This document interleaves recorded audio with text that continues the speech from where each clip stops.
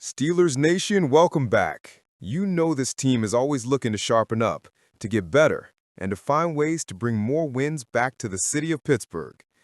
That's exactly why we're here today, because even though the Steelers walked out of Foxborough with a 2-1 record after beating the Patriots, there are still big questions about the offense. But before we dive into what Aaron Rodgers had to say and the huge wide receiver rumors swirling around, do me a quick favor. Hit that like button right now. It takes just a second, but it helps push this video out to more members of Steelers Nation. And if you're new here, make sure you subscribe so you never miss the latest black and gold news. Yes, the Steelers got the W against the New England Patriots, 21-14 on the road, a tough place to play, no matter what year it is. But let's be honest, that game was not about Pittsburgh's offense. It was all about the defense. Rodgers himself admitted it. After the win, in his post-game interview with Evan Washburn on CBS Sports, Rodgers didn't sugarcoat things at all. He gave all the credit to the defense and laid into the offense with some sharp criticism. They came out and played incredible, Rodgers said about the defense. We were terrible on offense after the first 2 drives. I didn't have a good game, but the defense every time kept us in it. We've got to get in the film room and get better, because we can't have our defense save it for us every week. Now, Steelers fans, that's honesty.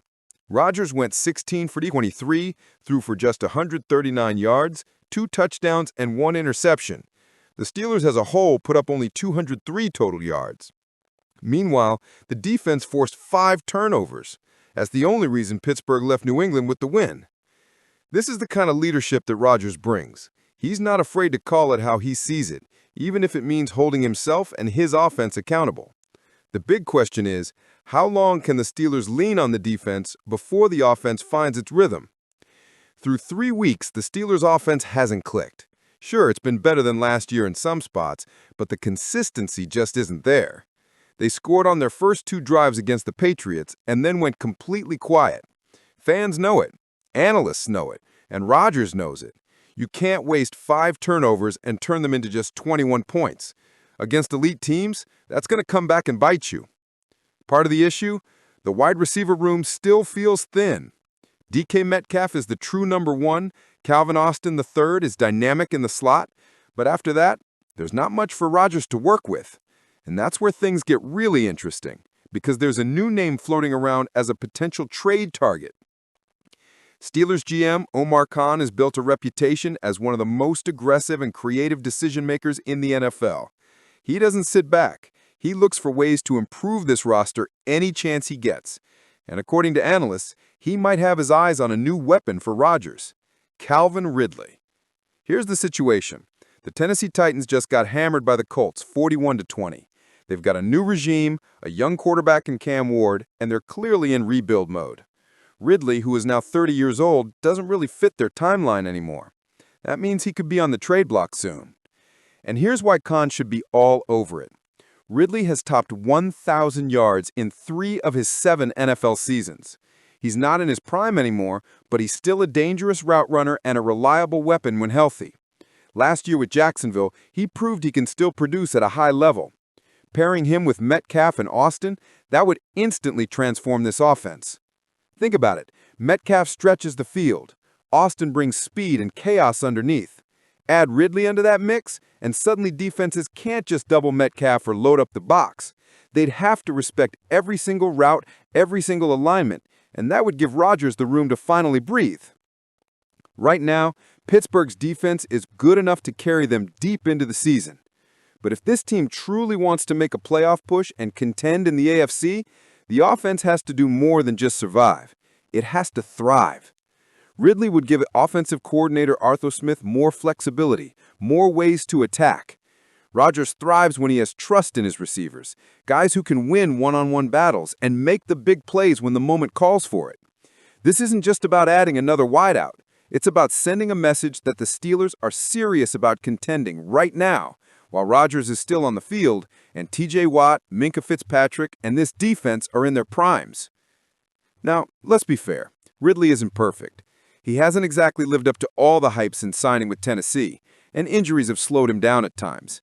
He's not the same guy he was in Atlanta when he looked like one of the next great receivers in the NFL. But here's the thing. He doesn't have to be that guy in Pittsburgh. With Metcalf already the alpha in this offense, Ridley would thrive as a strong number 2. He'd get favorable matchups, and he'd make life easier for Rodgers. And let's not forget the Steelers' identity. They've never been afraid to take a chance on a talented player if it means chasing a Lombardi trophy. If the Titans are really willing to move Ridley, you better believe Omar Khan will be on the phone. Up next for the Steelers is a trip to Dublin, Ireland, where they'll face the Minnesota Vikings in Week 4. It's a historic matchup, but one thing is clear. If the offense plays the way it did against New England, Rodgers and company could find themselves in trouble. The defense can't be expected to force 5 turnovers every week. At some point, the offense has to cash in. Maybe that means more focus on Jaylen Warren and the run game. Maybe it means a renewed commitment to Metcalf and Austin. Or maybe it means Omar Khan steps in and makes a bold trade for someone like Ridley. One way or another, something has to change. After the game, Mike Tomlin gave one of those rare, honest insights into the strategy.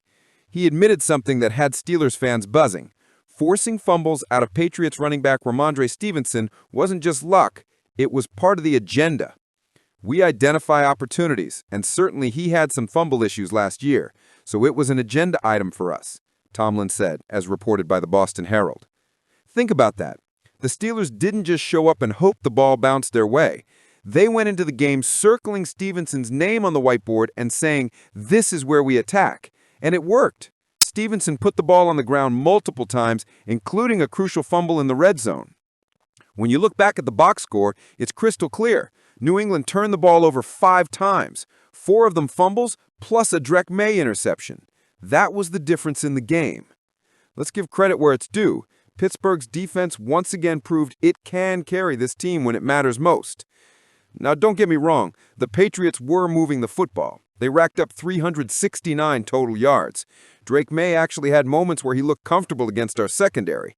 But at the end of the day, points win games, and the Patriots only put up 14 points despite all that yardage. That's classic Steelers football right there. Bend, don't break.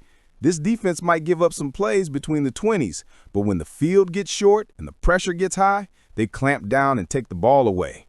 And in a league where turnover margin often decides who wins and who loses, the Steelers absolutely dominated that category. Now here's where the conversation gets real. Steelers fans, we've got to be honest with ourselves. While the defense was cooking, the offense left a lot to be desired. Pittsburgh put up just 203 total yards of offense. Aaron Rodgers, the future Hall of Famer we brought in to change the direction of this franchise, had a very mixed performance. Yes, he passed Brett Favre on the all-time passing touchdown list, an incredible milestone, no doubt about it. But the stat line, just 139 passing yards, 2 touchdowns, and an interception. It wasn't pretty. Rodgers himself acknowledged it after the game, giving credit to his teammates and saying that it's been a collective effort across his long career. But at the same time, you can hear it in his tone. He knows this offense has to be better. And here's the kicker. Aaron Rodgers has the weapons. DK Metcalf caught one of those touchdowns Sunday. We've seen what he can do.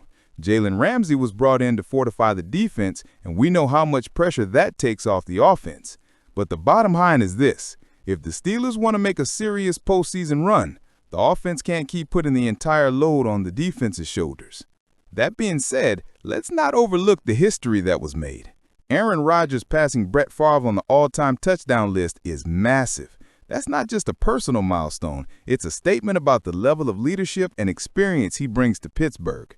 Think about the quarterbacks this franchise has been through since Ben Roethlisberger retired. There's been inconsistency, uncertainty, and a lot of frustration. Having Rodgers under center, even if he's not lighting up the stat sheet every week, gives the Steelers stability and a chance to win every single Sunday. It's easy to look at 139 yards and shake your head, but when you zoom out, Rodgers is managing the game, avoiding disasters outside of that one interception, and making plays when it counts. That's what Hall of Fame quarterbacks do. Now, Steeler Nation, the question is, can this momentum carry forward? Pittsburgh sits at 2-1, which is a solid place to be after 3 weeks, especially given the level of competition. But the schedule doesn't slow down. Next up is the Minnesota Vikings, a team that has plenty of offensive firepower. The Steelers will need Rodgers and the offense to step up in that matchup. because the defense can't always rely on opponents coughing the ball up 5 times. Minnesota's a team that can put points on the board quickly, and Pittsburgh has to show they can go toe-to-toe. That's where the excitement and the concern comes in. If Rodgers and DK Metcalf can find their rhythm, if the offensive line can protect better, and if Najee Harris and Jaylen Warren can establish the run game, then suddenly this team becomes one of the most dangerous in the AFC. But if the struggles we saw against New England continue, the defense is going to wear down and the wins won't come as easily. So let's wrap this up, Steeler Nation. Aaron Rodgers was brutally honest about the offense after the win against the Patriots. He knows this unit has to get better fast because the defense can't do it all. And now the rumor mill is heating up about a possible Omar Khan trade for Calvin Ridley. That would be a bold move and one that could reshape this entire season. But is it the right move? That's the big question. So I want to hear from you in the comments. Do you want to see Omar Khan make the call and trade for Calvin Ridley? Or do you think the Steelers should stick with what they've got and let Rodgers and the current group figure it out? Drop your answers down below and let's get this debate going. And don't forget, hit that like button, subscribe to the channel, and turn on notifications so you don't miss a single update. We've got a long season ahead, and this Steelers team is only just getting started. Here's to another week of black and gold football. Go Steelers!